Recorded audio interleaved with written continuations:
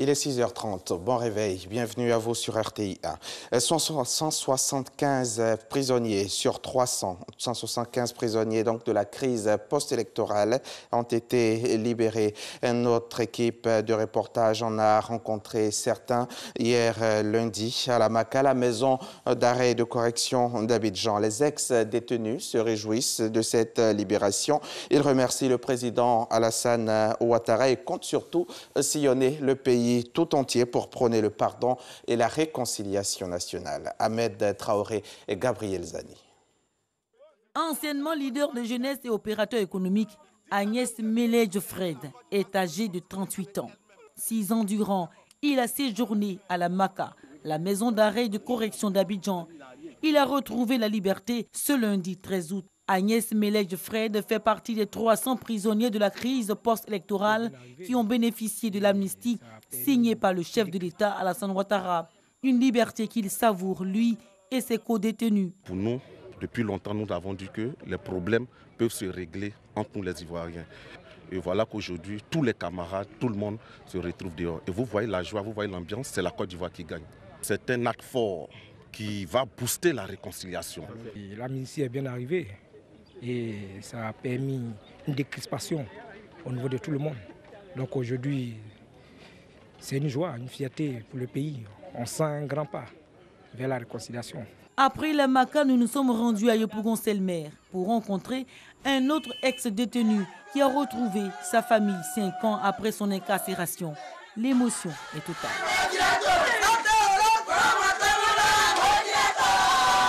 Quand tu traverses tout ce qu'on a traversé, et que tu retrouves la famille, franchement, les mots manquent. On ne sait même pas quoi dire. Tout simplement, c'est de remercier le président de la République pour ce qu'il a fait et qu'il continue de faire. Aujourd'hui, mon petit frère, Théophile Zaourou est dehors. Mon petit blanc, mon trésor, 5 ans en prison. On était dépaysés. On a pensé que la vie s'était arrêtée. Mais aujourd'hui, là, on retrouve la vie. À ce jour, 175 prisonniers sur les 300 concernés par l'amnistie ont retrouvé la liberté. Selon le ministère de la Justice et des Droits de l'Homme, le collectif des prisonniers de la crise post-électorale entend parcourir le pays pour prôner le pardon et la réconciliation. Fin de calvaire pour les transporteurs de la région du Lodjibois. Dans un passé récent, ces derniers étaient obligés de se rendre dans les villes de Gagnoa ou Abidjan pour établir leur titre de transport. Un centre de gestion intégré du ministère des Transports a été ouvert dans le chef-lieu de région d'Ivo. L'inauguration du centre a eu lieu le jeudi 2 août dernier en présence de tous les acteurs du transport. Reportage Cheikh Kone Aboubakar. Yobale Guamene est promoteur d'auto-école dans la ville de Divo depuis près de 30 ans. Pour établir les documents relatifs au permis de conduire de ses apprenants, Yobale effectue tous les mois des allées et venues entre sa ville et les centres de gestion intégrés de Gagnoa ou d'Abidjan. Une situation qui cause certes d'énormes désagréments à ce chef d'entreprise, mais bien plus aux candidats à la conduite dans cette région. Nous avons des demandeurs qui sont dans les campements, dans les villages, qui sont reculés. Et là aussi, les pistes villageoises sont un peu dans un mauvais état. Donc c'est véritablement un frein. Et pour cela, certains préfèrent aller s'orienter vers Abidjan ou d'autres régions pour apprendre à conduire et avoir les permis de conduire. Ou il y en a même qui n'en font même pas du tout parce qu'ils ne peuvent pas effectuer ce déplacement. Un cri de cœur entendu par les autorités compétentes qui ont décidé de doter la région du Lodjibois d'un centre de gestion intégré afin de soulager les transporteurs et les populations pour l'établissement de leur titre de transport. C'est un bâtiment flambant neuf avec toutes les commodités. Coût des travaux, 70 millions de francs CFA. On ne va pas se lever à 4 h à 3 h pour attendre quelque part. Donc c'est vraiment l'une des visions du gouvernement qui était de rapprocher davantage les usagers de la production et aussi regrouper sur un même site tous ceux qui concourent à produire les titres de transport. Pour les populations et les transporteurs de la région, l'ouverture de ce centre est une véritable aubaine. L'avantage pour nous, c'est énorme. Le coût, c'était le triple des dépenses. fallait payer l'hôtel, le risque des voyages, tout, la nourriture. Au lieu de 20 000 pour échanger un permis, tu te retrouves à presque 60 000. Pour l'opérateur en charge des centres de gestion intégrés, cet investissement s'inscrit dans la vision du gouvernement qui vise à rapprocher davantage les services de l'administration du transport aux usagers et à leur assurer une meilleure qualité de service. Aujourd'hui, par exemple, au niveau de ce centre régional du Lodjibois, vous avez la même qualité de prestation comme si vous étiez à Abidjan, comme si vous étiez à Korogo, à Boundiali ou que vous vous trouviez sur le territoire national. Donc c'est le premier acquis, uniformisation, meilleure accessibilité au niveau des services de transport. Implanté depuis 4 ans, cet opérateur a investi près de 17 milliards de francs CFA dans la construction de 30 centres de gestion intégrés sur toute l'étendue du territoire. Il prévoit passer dans les mois à venir à une autre phase, celle de la digitalisation dans l'établissement des titres de transport afin de dématérialiser les procédures. Notons qu'au cours de cette cérémonie d'inauguration, des kits d'authentification des titres de transport ont été remis aux forces de l'ordre du chef-lieu de région. Siva Griac, c'est une compétition de développement d'applications informatiques pour le secteur agricole.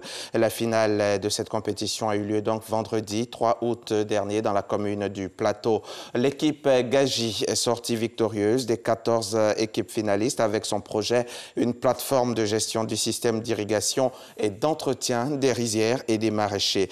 Ce concours initié par les ministères de l'Agriculture et du Développement rural et celui de l'économie numérique et de la Poste vise à apporter des réponses aux défis du secteur agricole par des solutions numériques. Nadia Eja, Cheikh Koné.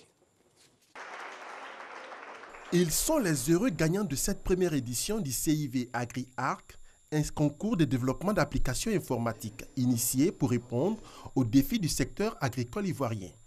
Des émotions, mais aussi du soulagement pour l'équipe Gaji, qui a dû travailler d'arrache-pied pour se hisser au-dessus des 13 autres finalistes avec son projet Glogler, une plateforme de gestion du système d'irrigation et d'entretien des rizières et des maraîchers.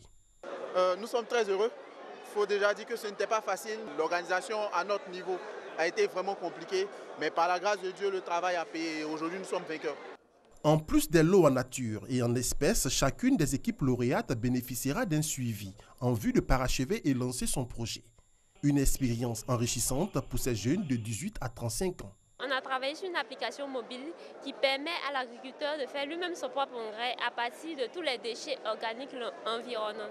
Voilà, il pourra faire aussi son pesticide et ce à partir des produits locaux. C'était une belle expérience. Nous, on se considère comme étant les gagnants. Issus des villes de Daloa, Yamoussoukro, Bouaké, Korogo et Abidjan, les 14 équipes finalistes ont été sélectionnées sur la base de l'originalité et l'efficacité de leur projet. Co-parrain de la cérémonie, le ministre de l'Agriculture et du Développement rural et celui de l'économie numérique et de la Poste ont félicité les porteurs de projets. La Côte d'Ivoire a tout à gagner en mettant le numérique au service de l'agriculture. Chers jeunes, vous êtes aujourd'hui le symbole de monde en mutation. Un monde numérique où l'intelligence est au début et à la fin du processus de vie. Un monde par lequel le numérique transforme la société et facilite la vie des hommes partout. Je voudrais vous dire à quel point vous faites notre fierté. Je voudrais annoncer ici que pour la 5e édition du Sahara 2019, le thème qui a été retenu est celui de l'innovation, de l'agriculture intelligente. Je vous exhorte à vous préparer à une compétition qui sera cette fois-ci africaine. Le CIV Agri-Art est une composante du projet de solutions numériques pour le désenclavement des zones rurales et de e-agriculture, PSNDA, soutenu par la Banque mondiale. L'équipe Gaji, donc lauréate de la compétition CIV Agriac. L'ONG Écotourisme Côte d'Ivoire a procédé jeudi dernier au lancement de la deuxième édition du festival de l'agrotourisme Festi Agro qui se tiendra du 24 au 26 août prochain à Danané. Ce festival vise à promouvoir l'agriculture et le tourisme dans le pays. L'annonce a été faite à la Chambre nationale d'agriculture de Côte d'Ivoire, c'est dans la commune du Plateau, et c'était en présence de notre reporter Nadia Eidja. Son reportage est commenté par Alvorassa.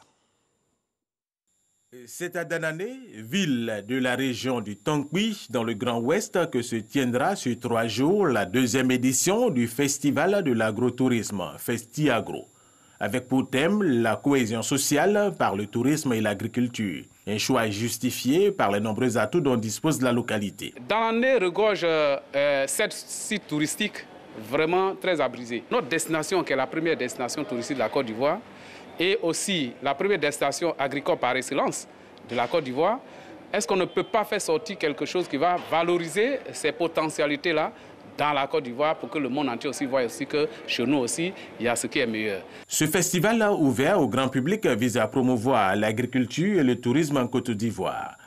Au programme, des démonstrations de danse traditionnelles de la région, des visites de sites touristiques, des compétitions et des expositions-ventes.